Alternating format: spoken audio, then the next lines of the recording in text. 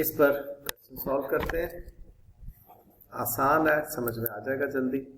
An asset was purchased for 100,000 on 1st January 21 with 10 years useful life and nil residual value. Depreciation is charged on straight line basis. यहाँ तक की बात तो समझ में आती है सीधी सी। अब यहाँ पर क्योंकि रेजिडुअल वैल्यू नील है तो डेप्रिसिएबल अमाउंट मुकम्मल 1 लाख है, ठीक है, और उसमें आपने 10 सालों पे डिवाइड करके उसकी डेप्रिसिएशन वर्कआउट करनी है। ये इस पैराग्राफ के अंदर लिखा हुआ। अब आपने 31 दिसंबर 21 को मींस पहले साल के एंड पे उस एसेट को 10,000 डेप्रिसिएट किया, तो on this date the recoverable amount of the asset was determined 72,000, लिहाजा इंपेयरमेंट लॉस आपका 18,000 आपने रिकॉग्नाइज कर लिया। ये बात समझ में आती है। अब 31 दिसंबर को आपने उस 72,000 का, चूंकि आपकी बुक्स में वो एसेट पड़ा हुआ है, रिमेनिंग 9 ईयर पे आपने डिवाइड किया और आपने उसकी डेप्रिसिएशन जब रिकॉग्नाइज की तो वो अब आपको 64,000 was recorded and now has carrying an amount of 64,000। Means आपने अब 72,000 में से 8,000 लेस किया तो आपके पास 64,000 आती है, ठीक है, ये वाली अमाउंट।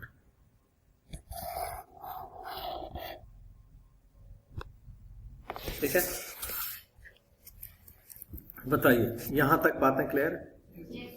ओके। अब हो ये रहा है कि on this date the recoverable amount has been estimated at 95। आपने कहा कि जी इसकी रिकवरेबल 95 हो गई। कुछ लोग ये समझेंगे कि जी इसको 95 तक ले जाना है 64 से, तो 31 का इम्पेयरमेंट गेन है। ये रॉन्ग कॉन्सेप्ट है, ठीक है, ऐसा नहीं होगा। क्या होगा, हम ये कहेंगे कि आज ये एसेट अगर इम्पेयर ना हुआ होता तो इसकी नेट बुक वैल्यू क्या होती, तो वो अब आप वर्कआउट करके मुझे बताएं क्या होती। कैसे?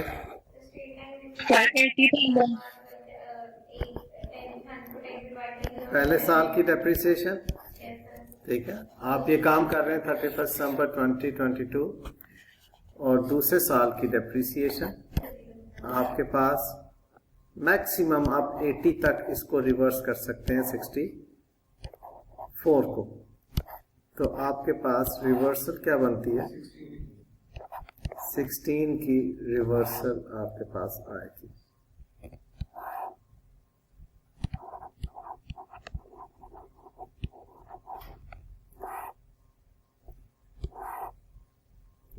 ओके, ये काम यहां पर वर्कआउट करते हैं।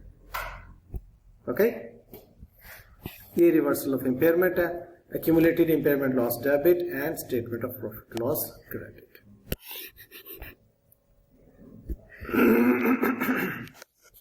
नेक्स्ट क्वेश्चन पे आ जाइए।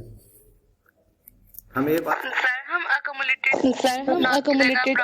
लॉस की जगह प्रॉपर्टी प्लांट एंड इक्विपमेंट लिख सकते हैं। हम जो डेप्रिसिएशन इसकी एक्युमुलेशन की जो बात करते हैं वो इसलिए करते हैं कि जब भी एसेट इम्पेयर होता है तो इसकी ओरिजिनल एंट्री होती है impairment loss debit and accumulated impairment loss credit. यानी कि यहाँ पर जो 18,000 की आपने एंट्री की थी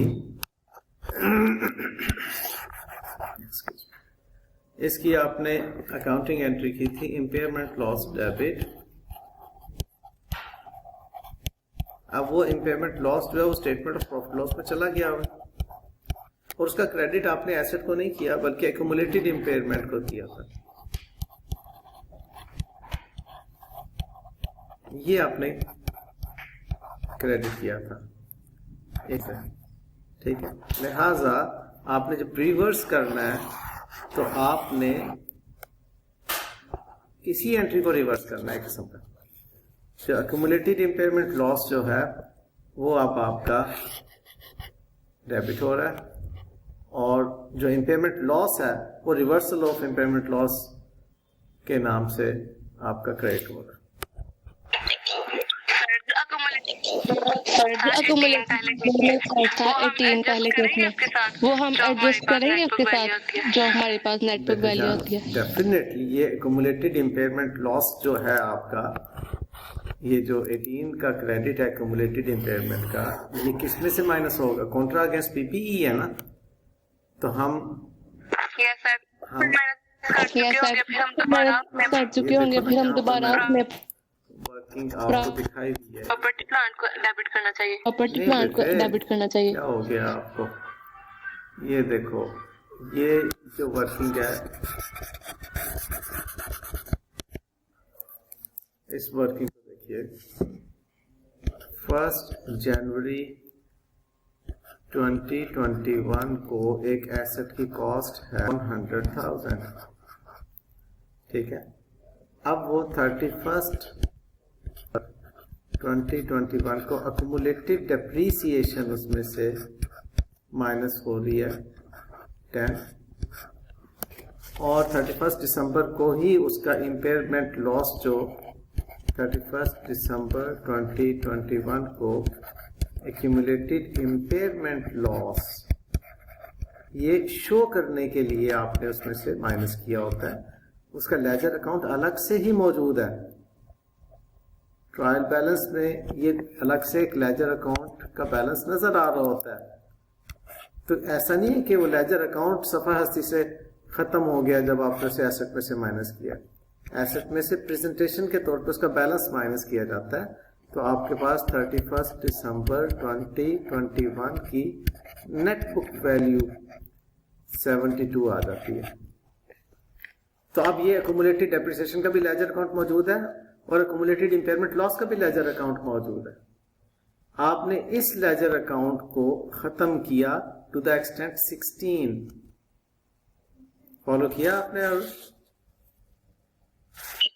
सर समझ आ गया, ये तो मैंने इसका लेजर होता है कि नहीं, इसका लेजर अकाउंट और इसका एक्यूमुलेटेड डेप्रिसिएशन का लेजर अकाउंट आप देखते हैं होता है कि नहीं। जब एसेट डिस्पोज ऑफ होता है तो एक्यूमुलेटेड डेप्रिसिएशन के लेजर अकाउंट को डेबिट कर रहे होते हैं ना, और एसेट डिस्पोजल अकाउंट को क्रेडिट कर रहे होते हैं। तो इसका भी अपना एक लेजर अकाउंट होता है, जिसमें अगर मजीद इंपेयर होगा तो वो लेजर अकाउंट। समझ गई अरुष? यस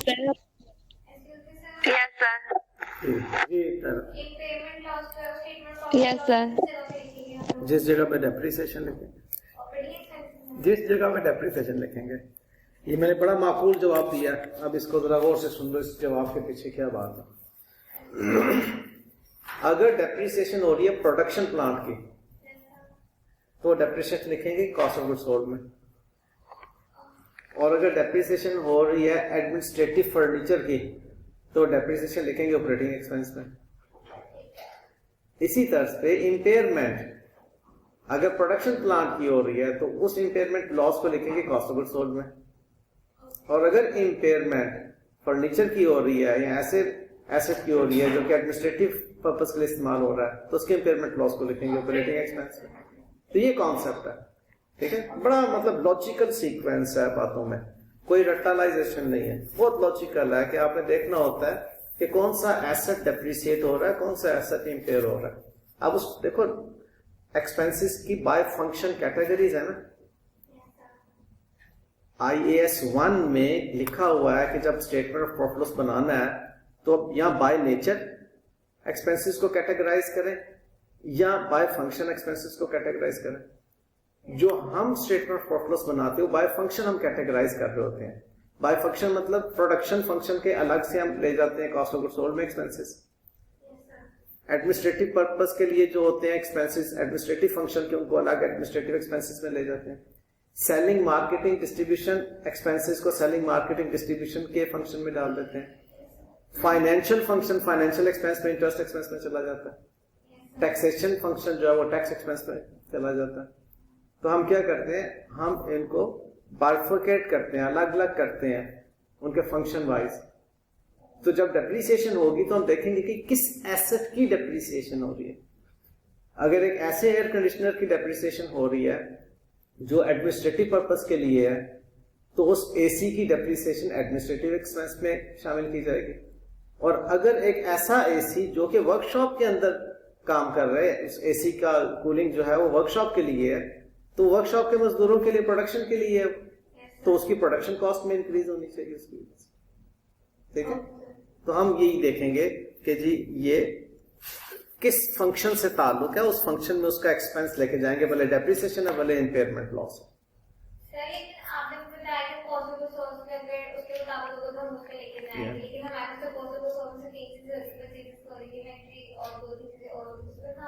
अल्लाह ताला आप पे रहम फरमाए और आपको याद दिलाए कि बचपन में जब आपने आईटीए पढ़ा था उसमें मैन्युफैक्चरिंग अकाउंट पढ़ा था, और उस मैन्युफैक्चरिंग अकाउंट में आपने 3 चीजें पढ़ी थी, material, labour and factory overhead cost. तो फैक्ट्री ओवरहेड में डेप्रिसिएशन एक्युमुलेट होती है, सारी इकट्ठी होती है। जो फैक्ट्री ओवरहेड कॉस्ट है उसमें ऑल अदर प्रोडक्शन कॉस्ट आती है ना। प्रोडक्शन कॉस्ट के कंपोनेंट 3 है, वो से सुन लेना। एक रॉ मटेरियल, डायरेक्ट मटेरियल जिसे कहते हैं आप, दूसरा डायरेक्ट लेबर, तीसरा फैक्ट्री ओवरहेड जो इनडायरेक्ट कॉस्ट्स होती हैं आपकी। तो जो भी आपके अदर देन डायरेक्ट लेबर और डायरेक्ट मटेरियल यानी कि अदर देन प्राइम कॉस्ट, जो भी कॉस्ट्स हैं आपकी वो फैक्ट्री ओवरहेड कॉस्ट में जाती हैं। ये पढ़ा था ना, prime cost plus factory overhead cost equals to total production cost. उस टोटल प्रोडक्शन कॉस्ट को इन्वेंटरीज के साथ एडजस्ट करते हैं तो कॉस्ट ऑफ गुड्स सोल्ड बन जाती है। Concept clear? यही बात आप अगर सीए में पढ़ रही हैं तो उसमें भी आप पढ़ रही हैं, ठीक है। शाबाश, समझ आ गई? तो बताओ अकाउंटिंग लॉजिकल सब्जेक्ट है कि नहीं है? बड़ा लॉजिकल सीक्वेंस के साथ है, कोई इसमें रटा नहीं है, कोई ऐसा नहीं है कि अच्छा आपने कहा तो याद कर लेते हैं, नहीं, इसमें आपने कहा तो याद करने वाली बात ही नहीं, इसमें तो बड़ी मतलब को रिलेट कर रही हैं बातें आपस में।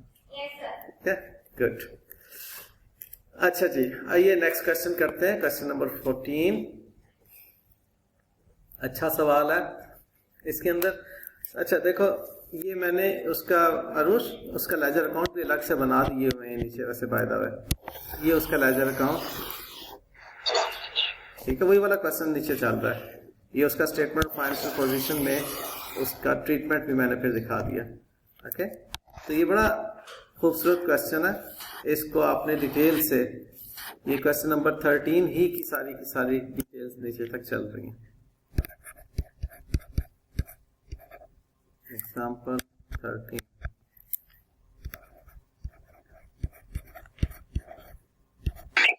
जो उसका लेजर अकाउंट होगा अकोमुलेटेड इम्पेयरमेंट लॉस का, उसमें जो उसका लेजर अकाउंट होगा अकोमुलेटेड इम्पेयरमेंट लॉस का, उसमें जो 2 बचेगा वो हम लेस डेप्रिसिएशन जैसे कम्युलेटिव डेप्रिसिएशन में करेंगे, जो बैलेंस होता है वो एसेट में से माइनस होता है, उसी तर्ज पे जो अकोमुलेटेड इम्पेयरमेंट का बैलेंस है उसने हमेशा, देखो उसकी नेचर क्या है, देखो दोबारा मेरी एक बात सुनो, समझाने के लिए एक बात करने जा रहा हूं। डेटर्स आपके पास हम उसको लेस डेप्रिसिएशन की वजह से, मेरी बात अब सुनो, मैं ऊपर लेजर की बात कर रही हूँ, जो 2 है वो हम उसको लेस डेप्रिसिएशन की वजह से, हम डेटर्स में से प्रोविजन फॉर डाउटफुल डेट को लेस करते हैं ना जी बेटे, चलो प्रोविजन फॉर बैड डेट कह, डाउटफुल डेट कह देते हैं।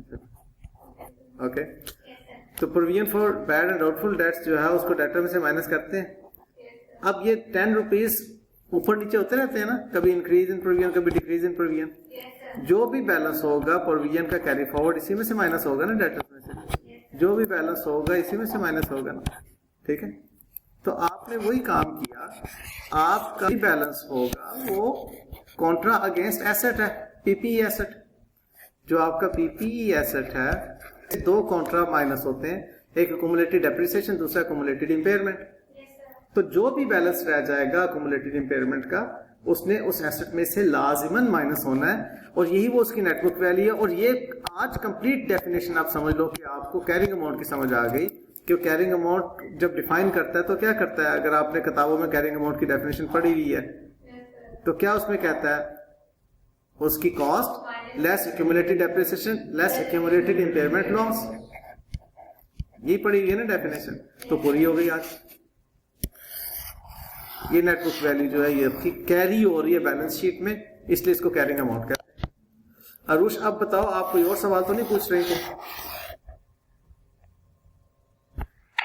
सर मैं पूछ कुछ हो रही थी लेकिन वो भी क्लियर हो गया।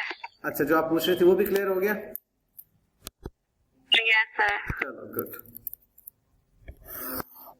यस सर, मैं पूछ कुछ हो रही थी लेकिन वो भी क्लियर हो गया। की तरफ आ रहा हूँ बेटा। एग्जाम्पल 14 में वो क्या कह रहा है?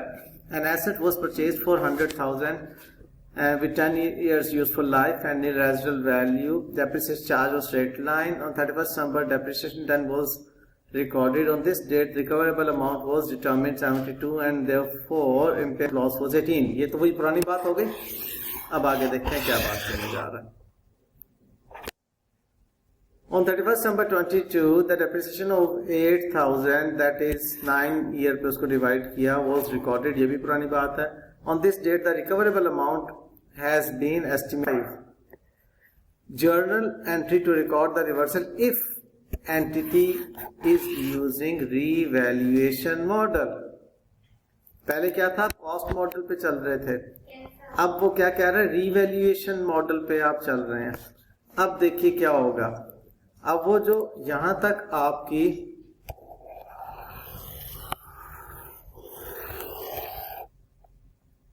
इंपेयरमेंट रिवर्स हो गई, यहां तक वही बात हुई, एसेट इंपेयर खत्म हो गया। अब आप देखेंगे कि मेरा एसेट जो है वो कितने पे नजर आ रहा है, जबकि उसकी वैल्यू जो है वो तो 95 हो चुकी हुई है। ये बात समझ आई? क्या समझ आई? जरा इसको मैं दोबारा से बोलता हूं इस बात को। आपका एसेट 10-10 हजार की डेप्रिसिएशन से 80,000 का रह गया था। आपने उसको 80,000 पे लाने के लिए उसकी रिवर्सल की सूरत से, ये पुरानी बात है। अब चूंकि आप रिवैल्यूएशन मॉडल पे चल रहे हैं तो एसेट को तो 95 का नजर आना चाहिए। तो 80 से 95 पे जाने के लिए 15 से रिवैल्यूएशन सरप्लस में ले जाएंगे बात को, यानी कि ये 80 प्लस 15 गिव्स यू 95, ये वाली बात है। इधर तो आप उसे 80 पर ले आए थे ना, ये जो आप 80 पर लेकर आए थे, अब उस 80 को उठाया और आपने 95 करना है। बहुत अहम कॉन्सेप्ट है,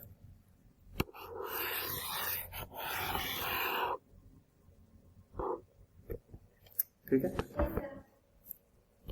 एनी क्वेश्चंस फ्रॉम एनीवन? जी अब्बास, शहरयार, अरूश, माहीन ऑनलाइन बैठे हुए हैं आप? No sir. ठीक है। कुतुबुद्दीन, सलमान, ठीक है, ठीक है। अगले क्वेश्चन की तरफ बढ़ते हैं। No sir.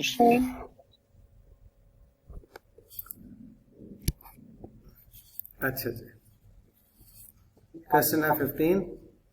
अब वो क्या कह रहा है? Company has a machine in its statement of financial position at a carrying amount of 300,000। Carrying amount अब उसने आपको दी हुई है। The machine is used to manufacture the company's best selling product range, but entry of a new competitor to the market has severely affected the sales. As a result, the company believes. मेरा ख्याल है question आपको मैंने करवाया था।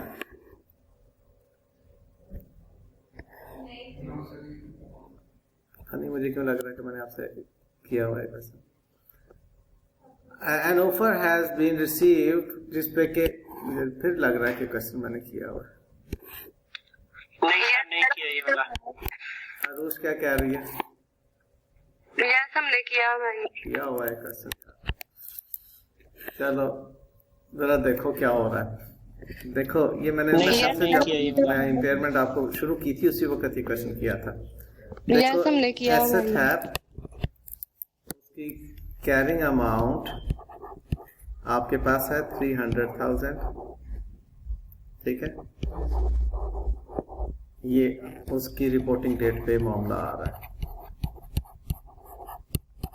Reporting date, और इसकी recoverable amount मालूम करनी है। रिकवरेबल अमाउंट आपको मालूम है कि fair value less cost to sell, वो है इसकी 240 - 5। 235,000। समझ आ गया 235 कैसे बन रहा है? 240 माइनस 5। और वैल्यू इन यूज कैलकुलेट करने के लिए हमें उसने कैश फ्लोज दी हुई है। वैल्यू इन यूज के लिए उसने फ्यूचर कैश फ्लोज दिए हैं 150, 150 और 25। इसकी year 1, year 2, year 3 cash flows हैं 150, 150 and 25। 150,000, 100,000, 50,000,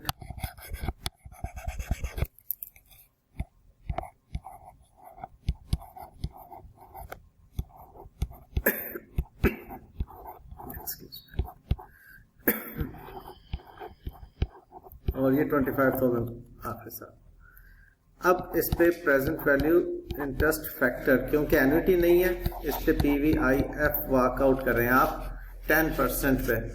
उसने यहाँ पे क्वेश्चन में आपको कहा हुआ है 10% आपका discount rate, applicable discount rate.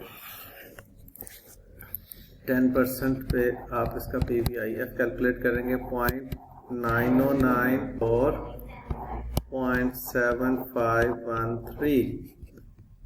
अब आप इस पे प्रेजेंट वैल्यू इसकी वर्कआउट करें, ये 136,364 और ये 82645 एंड 56349 टोटल कीजिए, आपके पास आता है 275,358। ठीक है, मेरा 275 निकला था, ऐसे करके निकला था। खैर, इन दोनों में अब आप देखेंगे कि आपके पास विच वन इज ग्रेटर, तो उसको आप कहेंगे कि जी आपकी रिकवरेबल अमाउंट है। ठीक है, रिकवरेबल अमाउंट इज 275,358। कंपेयर करेंगे आप उसको कैरिंग अमाउंट के साथ, तो आपके पास आ जाएगा इम्पेयरमेंट लॉस।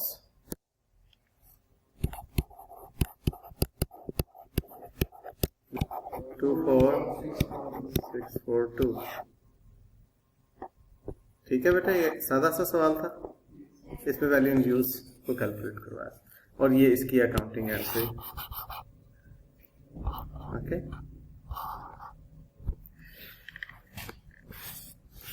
अब ये क्वेश्चन नंबर 16। इन ईयर 1 एंटिटी Q परचेज्ड,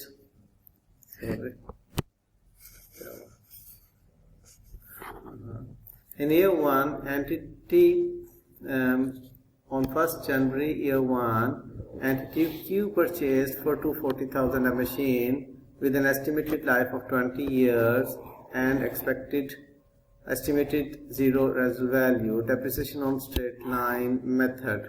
ठीक है जी, the asset had been revalued on 1st January 3 to 250, but no change in useful life at that time. On 1st January 4, an impairment review showed machine's recoverable amount to be 100,000 and its remaining life is 10 years. नहीं जी, इस question को खुद से solve करेंगे अभी आप 5 minute में। करो, इसकी कैलकुलेशन करो, बाकी अकाउंटिंग एंट्रीज नीचे हुई है, वहां से हम देखेंगे। कैलकुलेशंस खुद करें प्लीज, इन 3 साल। मैं जूम कर देता हूं।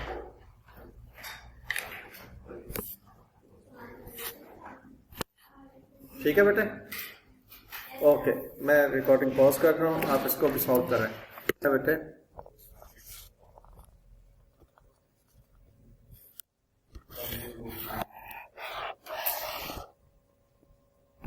वन 104,000, ये आपका प्रॉफिट लॉस में जाएगा 104,000। ये इसमें यहाँ पे वर्कआउट किया। इस एंट्री की समझ आ गई सबको बेटा?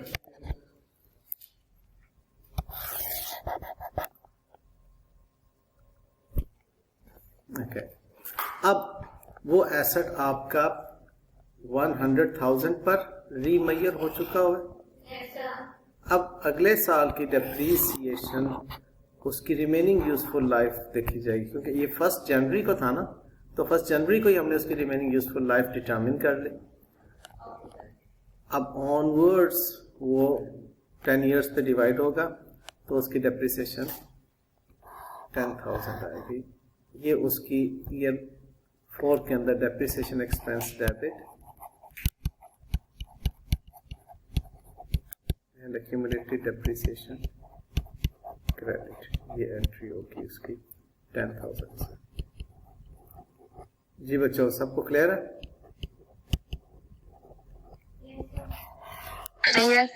Yes sir. वंडरफुल। अगर ये कॉन्सेप्ट क्लियर हो गया तो आपको माशाल्लाह अच्छा समझ आ गया कि रीवैल्यूएशन सरप्लस की मौजूदगी में जो इम्पेयरमेंट लॉस है वो प्रॉफिट लॉस में नहीं डेबिट किया जाता जब तक कि रीवैल्यूएशन सरप्लस नील ना हो जाए। और रीवैल्यूएशन सरप्लस को नील करने के लिए याद रखिए कि एक्सेस डेप्रिसिएशन की पहले एडजस्टमेंट करना जरूरी है, उसके बाद बाकी की बैलेंस को आप इम्पेयरमेंट लॉस के साथ मैच करते हैं। वंडरफुल सर, ये वाली सारी एंट्रीज तो पीपी की जो रिवैल्यूएशन है वैसी ही है। जी बेटे, बिल्कुल ऐसे ही है। जी सर, इसलिए ज्यादा इजी हो जाता है समझना सर। देखो ना, चीजें को रिलेट कर रही हैं आपने, जी सर, को रिलेट कर रही है ना चीजें, तो इसलिए तो टॉपिक आपका क्या है, नॉन करंट एसेट्स की अकाउंटिंग सीख रहे हैं। सो नॉन करंट एसेट्स की अकाउंटिंग में पीपी की अकाउंटिंग है, उसी में इंटेंजिबल एसेट्स की अकाउंटिंग है, उसी में आपकी इन्वेस्टमेंट प्रॉपर्टी की अकाउंटिंग है, उसी के अंदर आपकी एग्रीकल्चर की अकाउंटिंग है, बायोलॉजिकल एसेट्स की अकाउंटिंग है, ठीक है। उसी में फिर आप IAS 23 को चूंकि कैपिटलाइज करना होता है बोरिंग कॉस्ट को नॉन करंट एसेट में, वो अकाउंटिंग है। उसी के अंदर आपकी IAS 20 गवर्नमेंट ग्रांट को एडजस्ट करना होता है, एसेट्स फॉर एसेट अगर गवर्नमेंट ग्रांट मिलती है, वो अकाउंटिंग भी उसी से रिलेट कर रही है, और अल्टीमेटली फिर उसकी इम्पेयरमेंट करके आप बैलेंस निकालते हैं।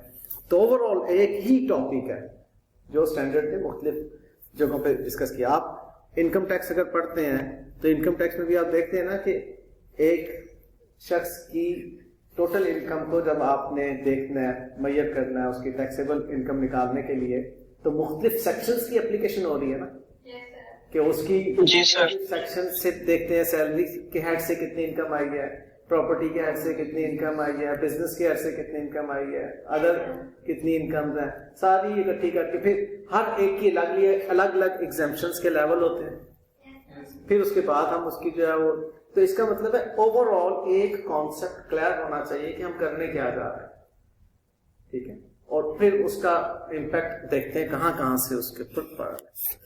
अच्छा जी, ये बात हो गई। अब हमारे पास कुछ टाइम है, कुछ आप लोगों ने इम्पेयरमेंट के हवाले से कुछ पूछना तो बताइएगा। सर, आपने कल क्वेश्चन लिया था ना होमवर्क में इंडेक्स वाला, उसमें इंटरेस्ट था उसे 10 मिलियन वो ऐड किया हुआ था, वो बता दें। ये क्वेश्चन मैंने आपको प्रैक्टिस मटेरियल में दिया था या आपको बुक से कहा था? बुक में भी था वो। प्रैक्टिस मटेरियल में मौजूद है वो?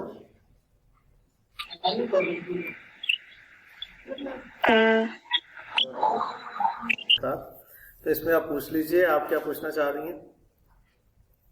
सर, ये जो 10 मिलियन एंड बताया ना कि एनुअल इंटरेस्ट और मेंटेनेंस कॉस्ट है, लेकिन मेंटेनेंस कॉस्ट उसमें नहीं आती, लेकिन 10 मिलियन तो हमने डाला हुआ था, समझ नहीं आ रही।